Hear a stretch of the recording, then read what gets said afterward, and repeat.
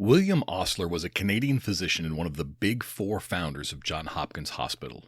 He created the first residency program for training physicians, and he's been called the father of modern medicine. I think it's safe to say he knows a thing or two. Osler once said, "No man is really happy or safe without a hobby." That is especially true for law enforcement. The stress of law enforcement can cause tremendous mental and physical problems if not addressed, and hobbies go a long way to help alleviate that stress. Not only does it help on the job, but once retirement rolls around and you hang up those 12-hour days on the emotional roller coaster, you better have something to occupy your time. Otherwise, that couch will be calling your name. And that couch is a killer.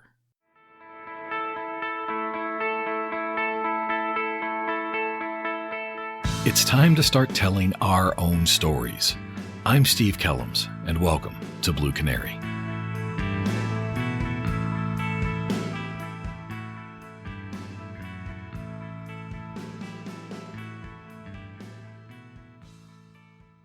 I wanted to talk to a retired officer that mastered the art of hobbies, and one name rose right to the top: David Rhodes.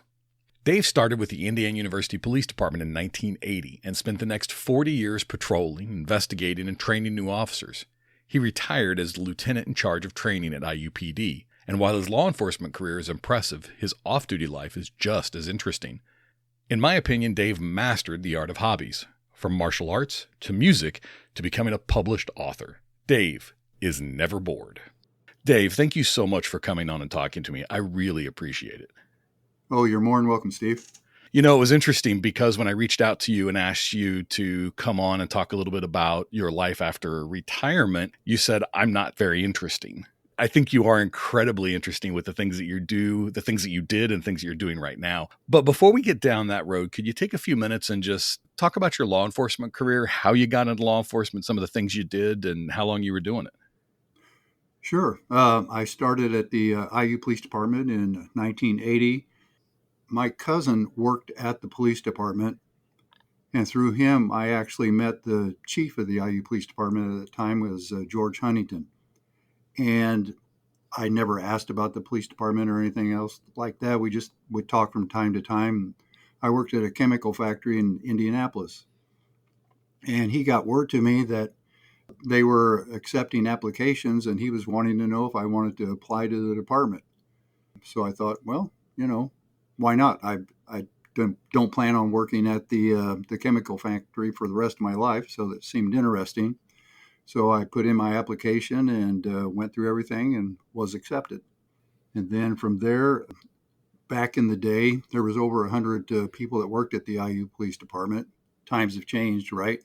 Oh, yes, they very much have. And so you started off as a route officer, and that was walking just on the old campus and that type of thing. And then as you got seniority, you can move up to being a dorm officer and then a patrol officer.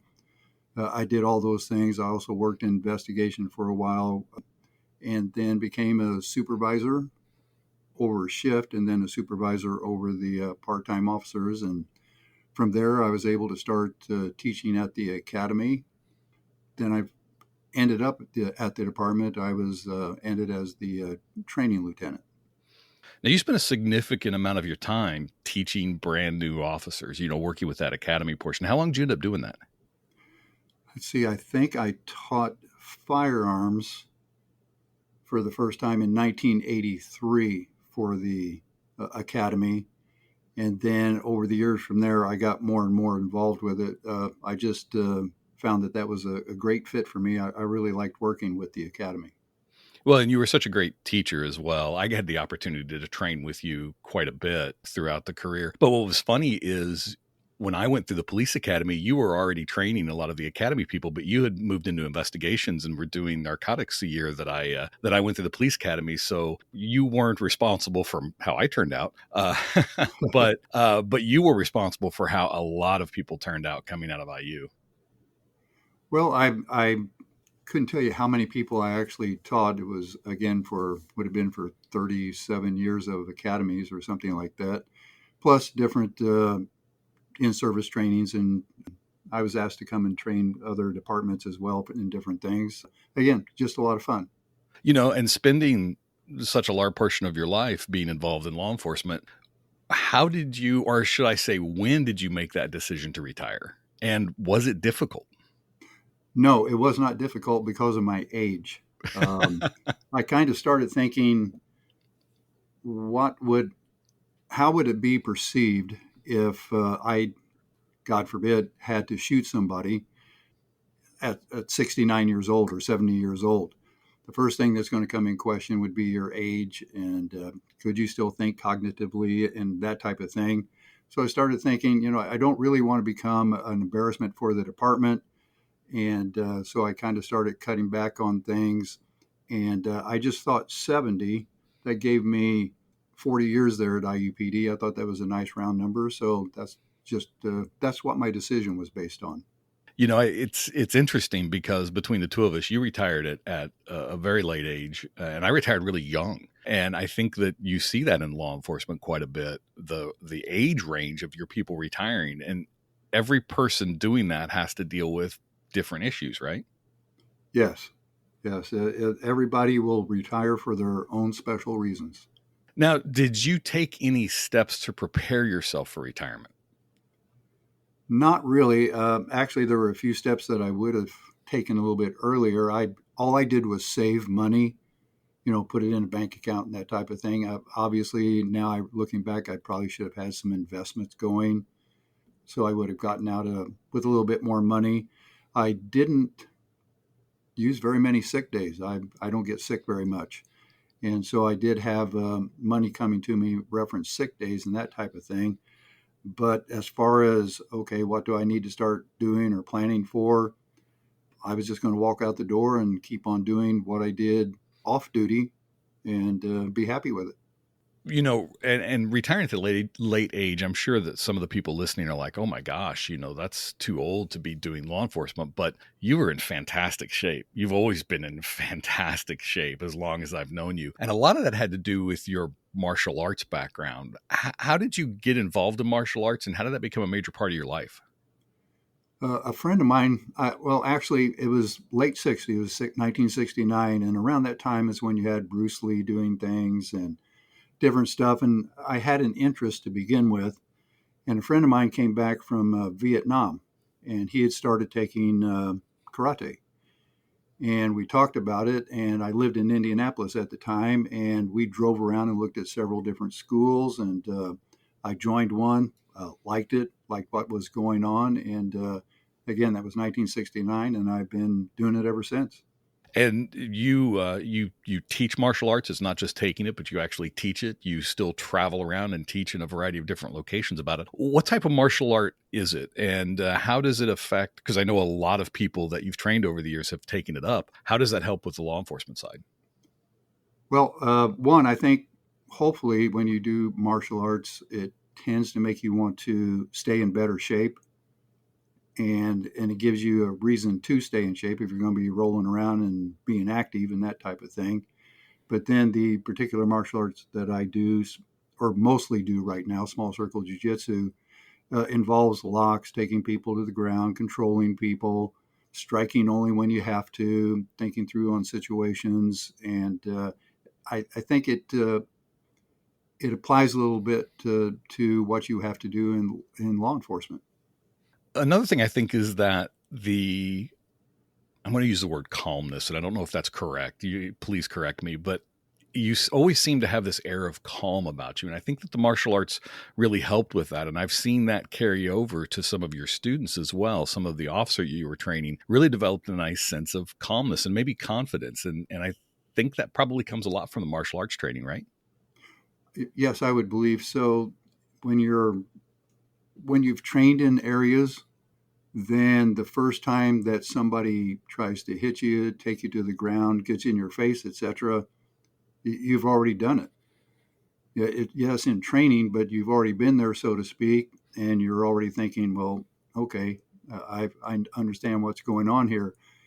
I remember telling a lot of the people in the academy that the first time you get yelled at out on the street, one of the thoughts going through your mind is, well, he's not even yelling at us as loud as Sergeant Rhodes is, that type of thing.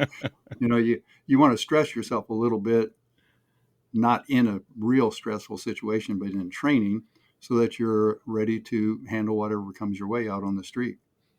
So that martial arts hobby, something that started very early on in your life, and you said you were retired, you're just going to keep doing the things that you were doing. Did retirement from law enforcement affect the way you looked at the martial arts? No, no, I still approach it the same way. And I do have people that are police officers that I train from time to time still, and still want to, give them the exact same mindset. And then for my, just, if you want to call them civilian students, I want them to be able to think, okay, I can handle a situation here. As you said, you're going to have self-confidence. And I just approach it as I want to put out as much information as I can in a way that people can learn it.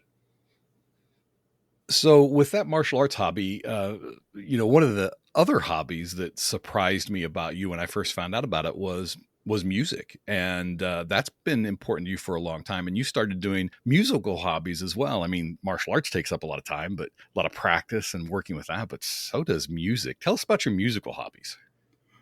Well, I started music like a lot of people my age when the Beatles came out. Of course. Before then, my one of my friends played the guitar, and I thought, oh well, that's nice. And then when they came out, I thought, well, maybe it would be something I could do too. And once I got into it, it was something that I really, really liked. That would have been in 1964 or something like that, and just stayed with it.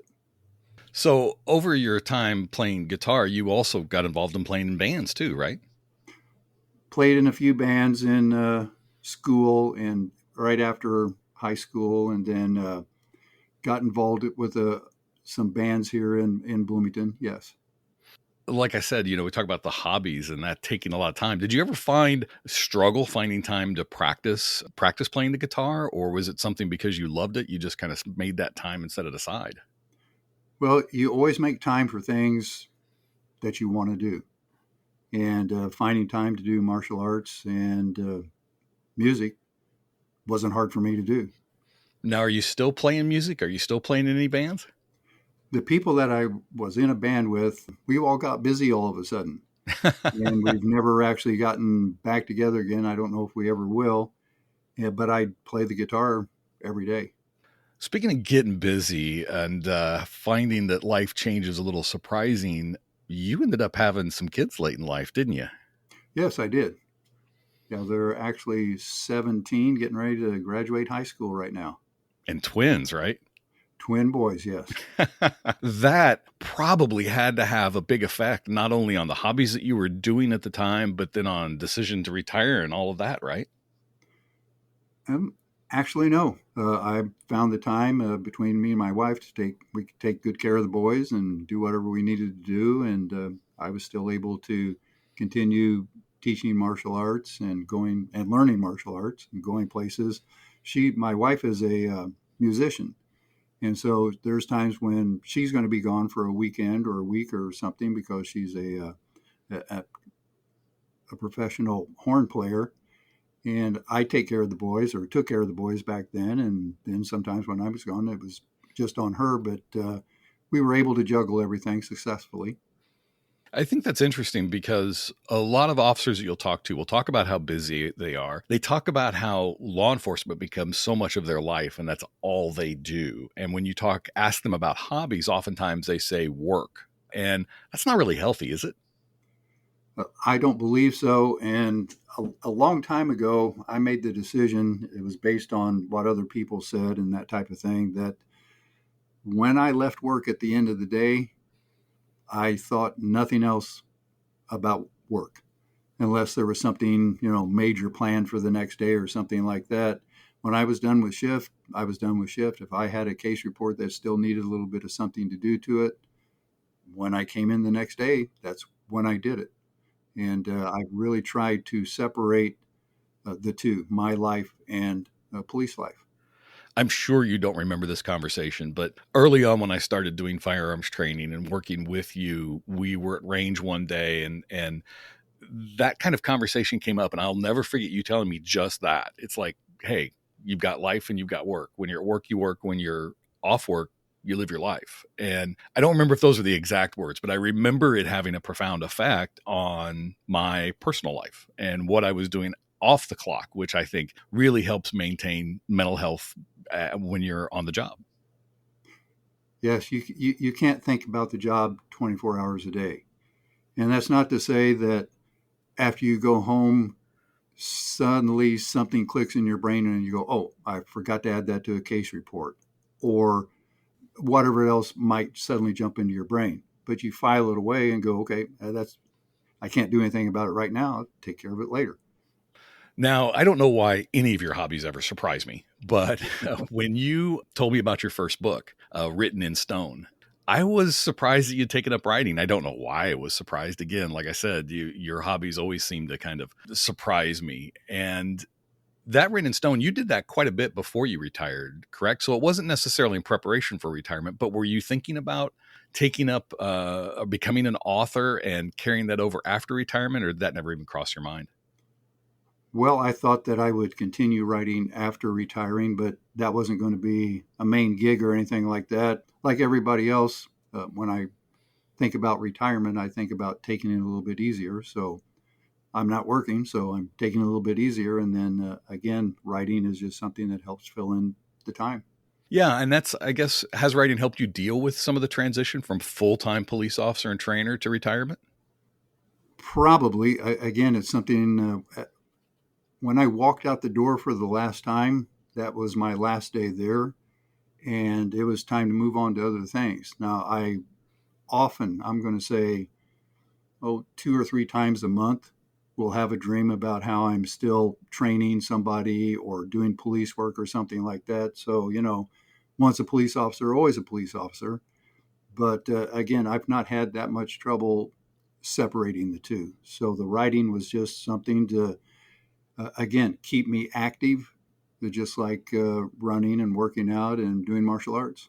Tell me a little bit about Written in Stone. How did that come about? How did you decide to sit down that first time and start writing? And how hard was it? Well, if you look at the little blurb for the book,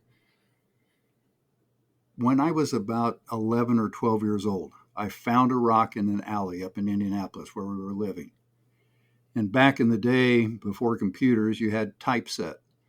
And somebody had taken one of the metal typeset, or maybe a couple of them that had the letters on the end, and hammered a couple of letters in this rock. And I thought, wow, wouldn't that be interesting if somebody went back in time, wrote something in the mud, and then it became, a rock, and there you go. And kind of it was bounced around in my head for years and years, and I thought about writing it, but I realized I'm probably not a writer. Then you start writing case reports for work, and then I wrote a couple of magazine articles for the department, and I just playing around with writing. I thought, well, maybe. So I read Jurassic Park actually when it came out, and I thought, well, wait a second. I've got these ideas. I can write words like this. I can do this. So I sat down and started writing, and I had a lot of ideas because I thought about it for so long. And I would just write for a while. And when I came to a point where I wanted to stop, I always had something else that I could have written. But I would stop. And then when I came in the next day to start writing, I already had an idea in mind from the previous day, and that would start me back off again on my writing. And there's always times when you have writer's block, of course, or you go, well, you know what, maybe this idea isn't quite working out the way I want it to, but I have the ability to just come up with something in my imagination and run with it then. Now, I've read a lot of first time authors and first novels, and a lot of them will have these Mary Sue elements in it. The main character will be very much like the author writing the book. But with Written in Stone, that doesn't happen at all. This is very different characters. There's very little of, at least on the surface, very little of you in the characters of that novel. You think that's because how much time you spent thinking about this first book? I believe so. I wanted everybody to be a little bit different. The main character, the main good guy, let's say, the scientist, I put some words in his mouth that are kind of thoughts of mine or some things that I'd read over the years that I found interesting. But I got more involved with law enforcement stuff in a couple of other books that I wrote. But yeah, that first one was just for fun, and I wanted to get out there and see if I could do it. Now, how many novels do you have now? I've got 8 right now. 8. And you're also selling a lot of those through Kindle Unlimited, right? Can you Yes. talk a little bit about Kindle Unlimited? I know that's I have it. I know a lot of people that do, and I know that currently in the book business, Kindle Unlimited is a big deal. How did you get involved with them? How does that work? And how might new aspiring authors out there think about, at least from the law enforcement side, think about getting involved with that? Sure. When I first wrote Written in Stone, I shopped it around by literally either sending in a manuscript or parts of a manuscript. And I had it accepted by one place, and I didn't hear back from them after I sent some things in that they asked for. And I went to their website, and the person that I was dealing with had passed away. Oh, And in the book writing business, when they want things in a certain way, that's the way they want them. And if you deviate from that, it just gets chucked away. So I kind of thought I could see my manuscript laying around somewhere in this office of the person that had just passed away, and people just going in, tossing stuff out, and starting all over again. So I was kind of sad about that, to say, and then started hearing about Kindle and self-publishing. And I thought, well, this is let's try this. So, not being, as you know, the best computer person, I got some help in getting the Kindle thing going, and put the book out there, and it was well received. And one day I got an email message that said, "Is this David Rhodes who wrote Written in Stone?" It was from Severed Press, and I thought, well, is this a gag? What is this? So I wrote back yes, and they had actually read my book and decided that they wanted to produce it. So that's how I then got an actual, not an agent, but a publishing company to help me out. So my 3 time travel dinosaur books, they all have publishers, and they're doing pretty well. And I'm looking for a publisher for my other books, just in case there happens to be anybody listening to this podcast. well, you never know. It's true. Now, do you consider writing, having that many books under your belt now, do you consider that a hobby or a new career after law enforcement? It's just a hobby. Because Just a again, a hobby. career would be, okay, I'm going to do this 8 hours a day, 5 days a week. And I don't think of my martial arts or anything else I do, the music, as anything other than hobbies. They're things that keep me busy, so that when I stand up, I don't look down and wonder why the couch is still stuck to my butt. Okay, you got to keep moving around. And doing things, and it's just things that all these things help. And writing helps stimulate my mind, keep me as sharp as I can, even though I've got people who tell me otherwise. Hobbies can help fill the time, and you've got some big ones. Are there any other hobbies you've tried since retirement? Not really. I threw darts for a while. I like to throw darts. I'm not any good at it, but that is interesting. But that's about the only other thing that I've actually tried to do. I just do stuff I like to do because it's retirement. Every day is a Saturday. I've said that several times before, and I absolutely love that. I'm not even sure what day it is. Oh, That's not a yeah. bad way to live after retirement. No, it's not. Knowing what you know now, is there anything you would change about your retirement? No, no. Like I said, I loved working at IU Police Department. It was a lot of fun, a lot of great people. Always, even on the boringest nights, because people watch TV and they think every night's Adam 12 or something like that. It's even on the most boringest night, it was interesting to be out talking to people, driving around, seeing what was going on. It always kept me busy. and I just try to keep busy now that I'm in retirement the exact same way.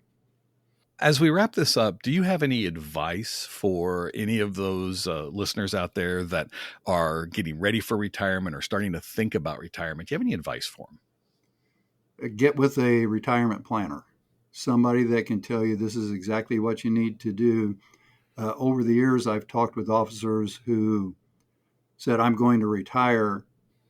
And then they came back and said, I can't retire just yet. And it was a surprise to them because of money concerns and whatever else it was that they had learned. So if you're thinking about from day one, you should be going, you know what? 25 years, 30 years, whatever it is that happens to be, doesn't seem that, close, but it is. It will be here before you know it. So you need to start planning right from the very beginning for your last days so that when it gets here, you're good money-wise, and then you're good as far as thinking about, hey, I have no problems, and I'm going to go into retirement ready to embrace retirement as much as I did my work. I think that's really important what you just said about how fast that time goes, because I know that sometimes I feel like the time I spent in law enforcement lasted forever. And other times it feels like it passed in the blink of an eye. And to think that I've spent 30 years in law enforcement and retired, to think that you spent 40 years in law enforcement and retired, that's pretty crazy, isn't it? It is. It's a lot longer than a lot of other people do things. But again, it wasn't work to me.